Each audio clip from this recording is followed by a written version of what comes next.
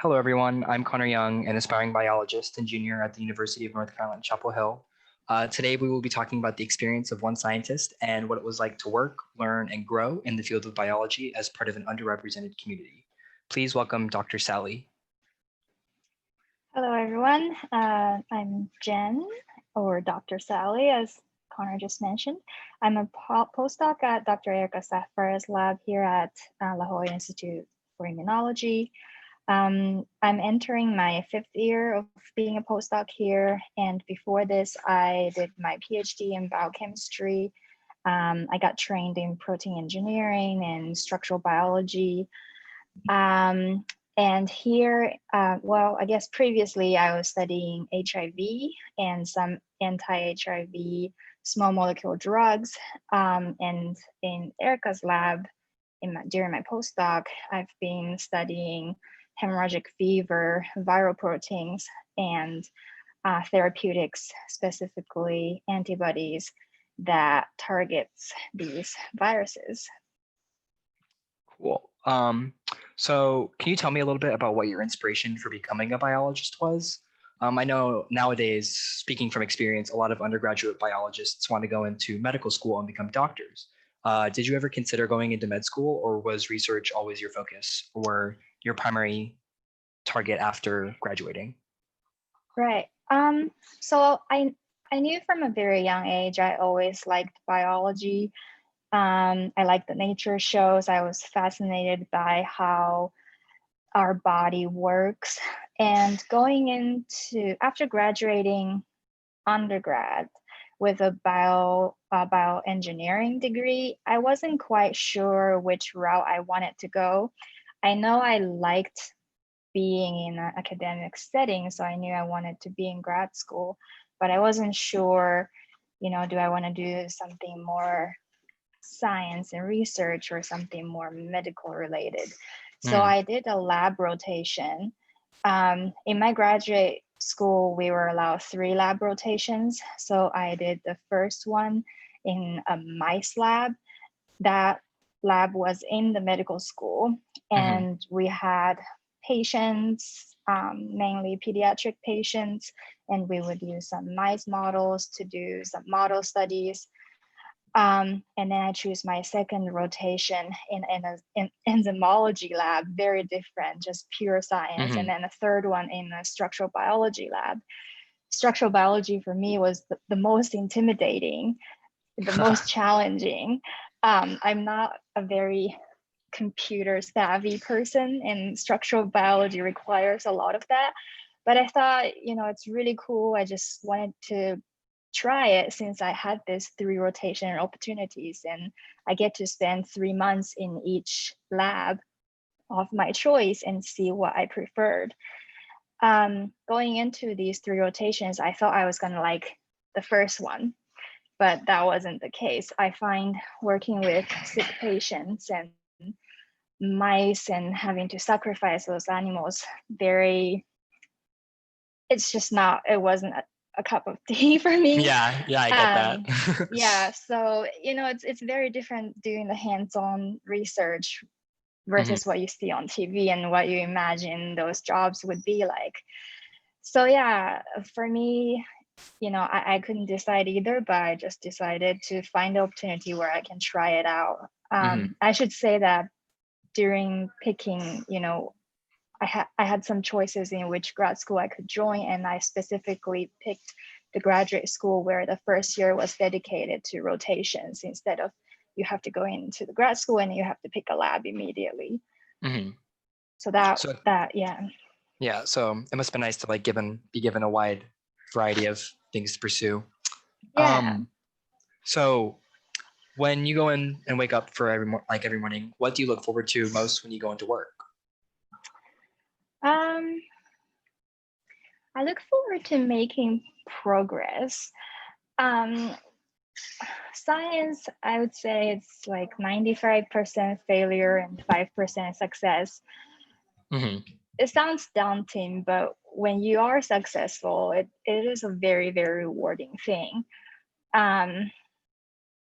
For structural biologists, we tend to do a lot of experiments and a lot of failure, and maybe once every 6 months or so you get a breakthrough. Mhm. um so yeah, so every day I go to work and I'm thinking, maybe today's the day, maybe today's the day, Yeah. maybe this is the week, and I'm building up to it. So that part Mhm. is, yeah. Yeah. So then, if I may ask, then what part of the day do you not look forward to, or what part Right. is you're least looking forward to part of the day? um Probably when something goes wrong. For example, I'm using cryo-electron microscopy right now, Mhm. and it's this huge piece of machine, very, very complicated, very temperamental. And we have EM specialists who maintains these machines, and I'm only the user. But every Mhm. now and then I will do something wrong, or something will go wrong with the machine, and then the whole day or the whole week what you've planned on doing is all down the drain. Yeah. So days like that is really crappy, but it happens. Especially we work with a live cells and live viruses sometimes, and contamination. You don't think going through a plate with a hand, something on your skin would drop into the plate and that would contaminate everything. So it's just like unfortunate mistakes and accidents like that I don't Mhm. look forward to, but fortunately they don't happen very often. Yeah. I just real quick. I know you mentioned libraries. This is just me being curious. What BSL level do you guys work with? Uh-huh. So our lab, the whole wet lab is BSL level 2. We Mhm. also have a BSL level 2 plus and a BSL level 3 that we recently opened. Gotcha. Gotcha. What would you say has been your biggest hurdle that you've had to overcome to get where you are today? Um, this might tie into really well with like the gender inequality in science stuff. But so 2 years ago, I had my first baby, Mhm. and I found that the the length of maternity leave that's given to American scientists is Mhm. too short. Yeah. It's only 2 months and a little bit if you're on NIH training grants, which I was at the time, 3 months, in Yeah. California. It really is not enough, especially compared to most of the other developed countries. Mhm. So I feel like the government, the funding agency, they're just not really taking, into account how important it is for some women who choose to be mother, Mhm. because that's a responsibility that we can, only we can do. Yeah. Whereas in the lab, if you don't work hard, if you don't come back in time, you could get replaced by a man Yeah. who would never have to take maternity leave. Yeah, so I feel like the policy there maybe can be improved a little bit. Mhm. Um, yeah, so that's just a recent feeling of mine.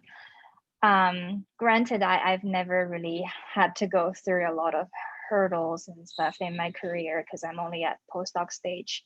But I Mhm. know, for Erica to get to where she is, she had to go through a lot of um, discriminations, I think. The expectation for a woman professor is a lot higher than a man. When a man Mhm. speaks, they tend to believe them because they speak with authority, and when a woman does, they just don't. Yeah. And Erica had told me multiple times, she emails someone and they say, okay, can we talk to your PI, please? And she says, I Dang. am the PI. So that can be very frustrating for her, I think. Yeah, for sure. Do you have any advice for me or other aspiring biologists? Because I know right now finals are just around the corner for me. Do you just have any advice on how to get through adversity? Right. I would say stick to what you find interesting. I know in college you have to take a lot of different classes try to find something that sparks your interest in that particular topic, and don't just take it as like a task. I know that's hard when you have to study for finals. Uh-huh. I went through the same thing. I was very glad when I didn't have to take tests anymore, um, but after all these years being academia, I really find that if you don't like what you do, you just won't stick to it.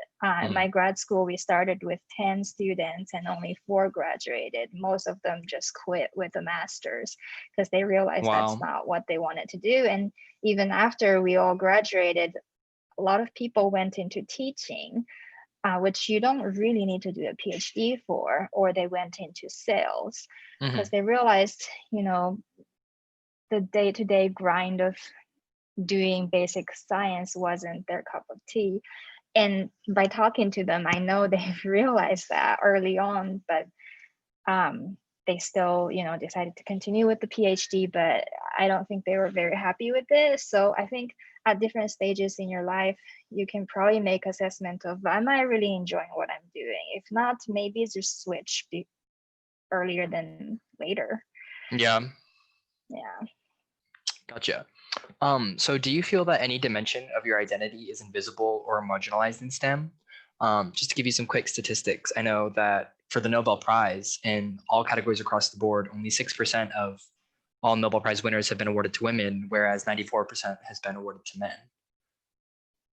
I know we touched on that earlier. Yeah, yeah, definitely.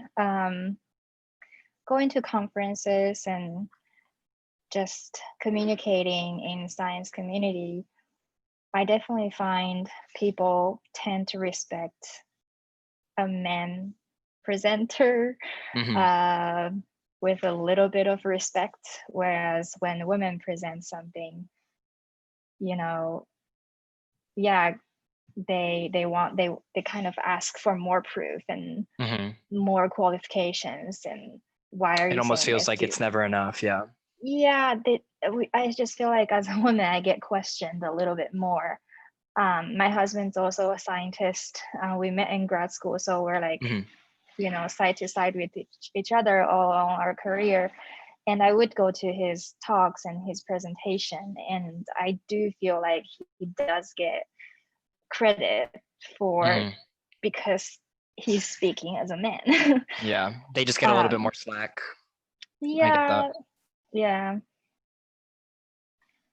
but you know, as a scientist, we hope that they take what we say based on facts, not based on anything else, regardless of our gender. So Gotcha. Now to switch topics a little bit to focus a little bit on your research. What does you and Dr. Sapphire's lab particularly focus on? yeah, so right now we focus on antibody consortiums. Erica Hmm. started a hemorrhagic fever consortium, which includes like Ebola virus, Marburg virus, Lassa virus. And since the start of the COVID pandemic, we are also part of the COVID, so Hmm. coronavirus consortium. What we do is basically we have collaborators all over the world. They sent us antibodies. We blind all of those antibodies, so we don't know who's who, Hmm. and we run assays on them uniformly. By doing this, we can avoid the errors that's introduced by different labs performing their own assay. And Hmm. you can't really compare apple to oranges when you're using different reagents and measuring different things. You can't really compare which antibody is better and which should be used with what.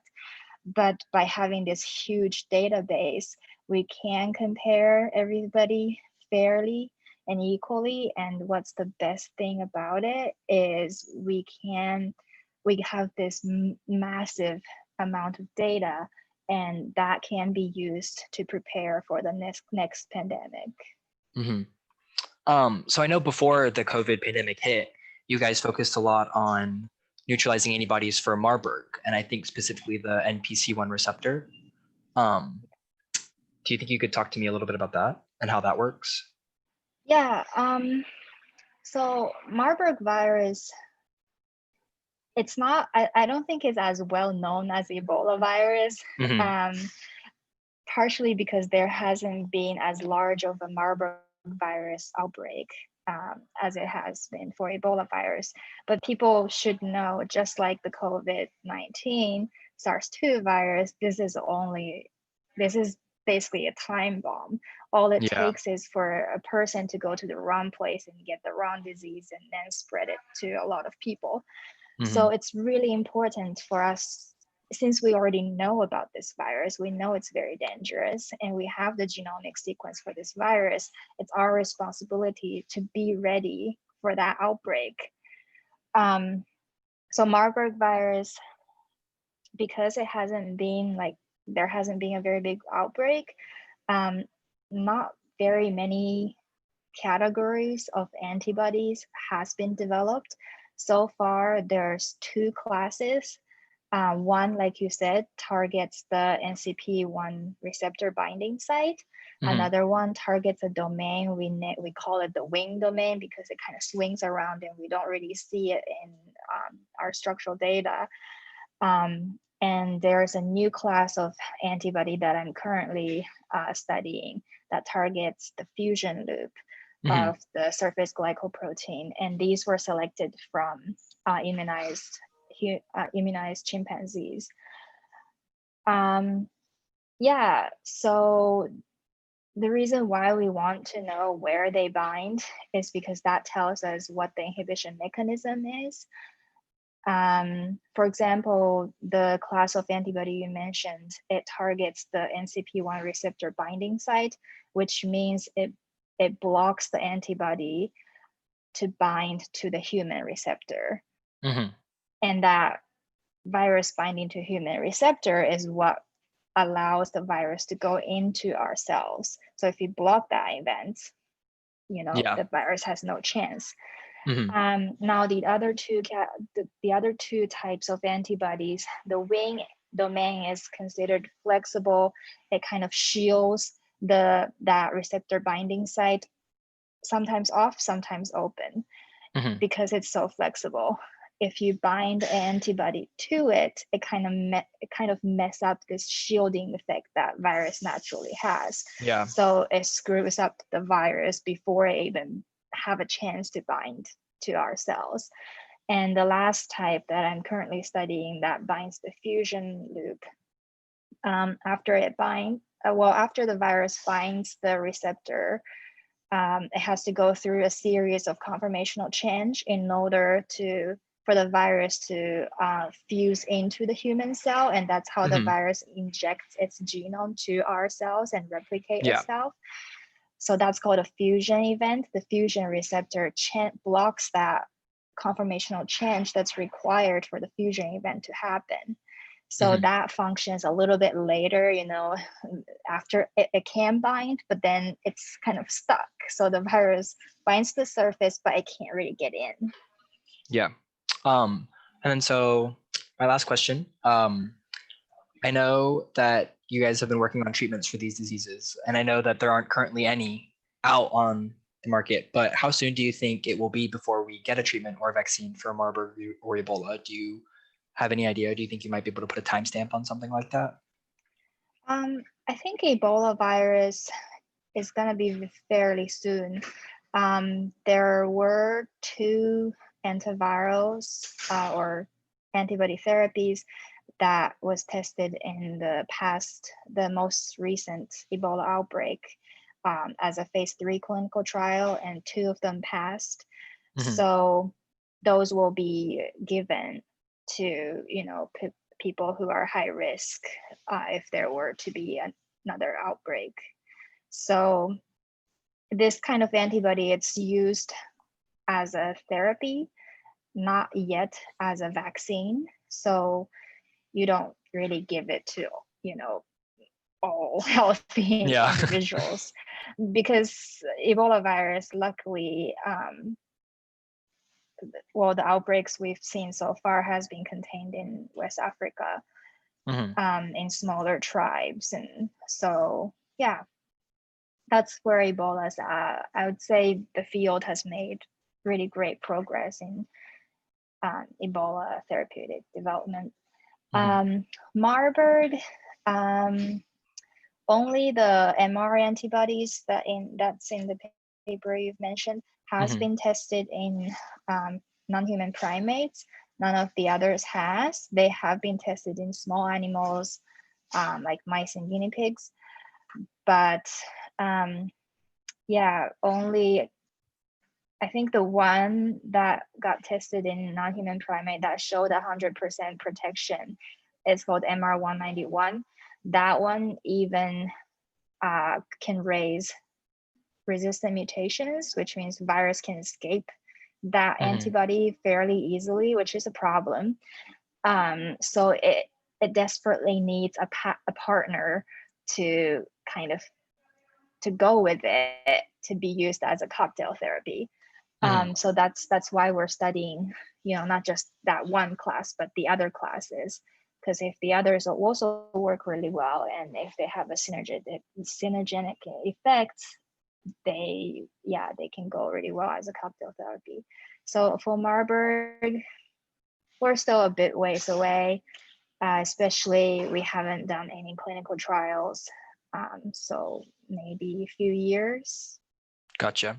Well, that's all I have for you today. Once again, this was Dr. Sally joining me. Thank you for agreeing to do this interview for me. You're welcome.